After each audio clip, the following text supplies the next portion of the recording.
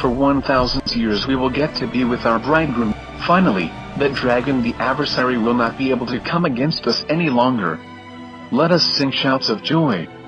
Not only will Satan the dragon the imposter be locked up, but we will never be hungry or thirsty again.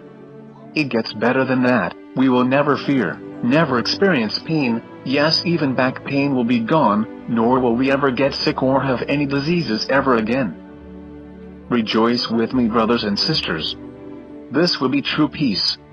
I believe during the millennium there will be lots of babies. All aborted babies will also be there. The poor children that have had to suffer with autism, along with anyone who has had to suffer with mental disorders, will be in the millennium. Those who died before they came to the age of accountability. Now the age of accountability is normally considered what most say at the age of 13 years old. The FOY Ministry strongly disagrees with this belief. Nowhere in the scriptures will you find any such thing. To us the scripture seems to point that the age of accountability is when each one of us hears the truth. Then Yahuwah gives us the freedom to choose if we want to be obedient or not. Thus, the age of accountability is when each person is no longer ignorant of the truth. We shall all likewise be judged accordingly. For all we know, others might be in the millennium also. Who are we to put the mighty one of Israel in a box? Yahuwah forbid. Yahuwah is love, and he loves each of us dearly. Therefore, try to understand that this true genuine love is not forceful. Of course, he could have created us to be like some robotic zombies, all moving in unison, having no heart or brain. Each one of us could have been pre-programmed to strictly follow a set of rules. But Yahuwah did not create us to be like that. He wants us to obey him because we want to. Yahuwah is just and true. Therefore, after the 1,000-year millennium, Satan shall be released from his prison, and he shall go out to lead the nations astray which are in the four corners of the earth, Gog and Magog, to gather them together for battle, whose number is as the sand of the sea. And they came up over the breadth of the earth and surrounded the camp of the set-apart ones and the beloved city. And fire came down from Elohim, out of the heaven, and consumed them. That dragon will be released one last time. The reason is, Yahuwah will give everyone the opportunity to freely choose who they want to serve. Then the great and terrible day of Yahuwah will be upon us. This is when the true battle known as Armageddon takes place. Please see our Prophet DVD entitled, The False Armageddon.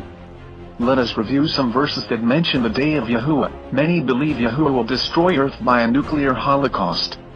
They get this information from Zechariah chapter 14, verse 12, and this is the plague with which plagues all the people who fought against Jerusalem. Their flesh shall decay while they stand on their feet, and their eyes decay in their sockets, and their tongues decay in their mouths. I truly believe this verse has to do with the great and terrible day of Yahuwah, which takes place after the 1,000-year millennium and not before. Following verses will help show what I am referring to concerning the day of Yahuwah. And Yahuwah shall give forth his voice before his army, for his camp is very great, for mighty is the doer of his word. For the day of Yahuwah is great, and very awesome, and who does bear it? Joel 2:11. But the day of Yahuwah shall come as a thief in the night, in which the heavens shall pass away with a great noise, and the elements shall melt with intense heat, and the earth and the works that are in it shall be burned up. 2 Peter 3:10. You make them as a furnace of fire in the time of your presence. Yahuwah does swallow them up in his wrath, and fire does consume them. And a fire burned in their company, a flame consumed the wrong. You shall be visited by Yahuwah of hosts with thunder, and earthquake, and great noise, with whirlwind and storm, and flame of devouring fire. Yeshayahu, Isaiah 29:6.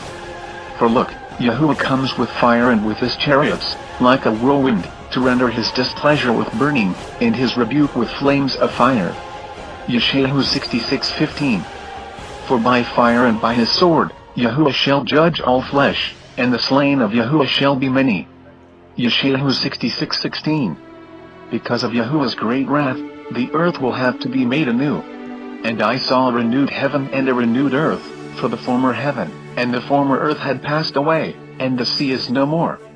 And I, Yohanan, saw the set-apart city, renewed Jerusalem, coming down out of the heaven from Elohim, prepared as a bride adorned for her husband. And I heard a loud voice from the heaven, saying, See, the booth, tabernacle, of Elohim is with men, and he shall dwell with them, and they shall be his people, and Elohim himself shall be with them and be their Elohim. Revelation chapter 21 verses 1 through 3. And finally, we will dwell with Yahuwah on the last great day. Thus said Yahuwah of hosts, I shall be jealous for Zion with great jealousy, with great wrath I shall be jealous for her. Thus said Yahuwah, I shall return to Zion, and I shall dwell in the midst of Jerusalem. And Jerusalem shall be called, City of the Truth, and the mountain of Yahuwah of hosts, the set-apart mountain. Thus said Yahuwah of hosts, again old men and old women shall dwell in the streets of Jerusalem, each one with a staff in his hand because of great age, and the streets of the city shall be filled with boys and girls playing in its streets. Thus said Yahuwah of hosts, if it is marvelous in the eyes of the remnant of this people in these days, should it also be marvelous in my eyes? Declares Yahuwah of hosts. Thus said Yahuwah of hosts, See, I am saving my people from the land of the sunrise and from the land of the sunset. And I shall bring them back, and they shall dwell in the midst of Jerusalem. And they shall be my people, and I shall be their Elohim, in truth and in righteousness,